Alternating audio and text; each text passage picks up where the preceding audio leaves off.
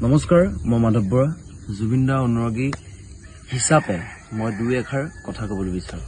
জুবিন দা আজি ঢুকুৱা 25 দিনেই হ'ল আৰু ন্যায় কাৰণে যে ইমান দেৰি লাগিছে, আমি ইমান যুঁজি আছো। ফেচবুক হওক, হোৱাটছএপ হওক, আমি যে ইমান লিখি আছো, অসমৰ মুখ্যমন্ত্ৰী কেলে বুজি পোৱা নাই, ইমান দিন কেলে লাগিছে। মানে দাৰ সমাধি ক্ষেত্ৰত গৈ বৌয়ে কান্দি কান্দি দাদাৰ ন্যায় কাৰণে হাতযোৰ কৰি অসমবাসীক অনুৰোধ কৰিছে যে ন্যায় কাৰণে সকলোৱে ফেচবুক, হোৱাটছএপ, ইনষ্টাগ্ৰাম সকলোকে লিখক দাদাৰ ন্যায় কাৰণে।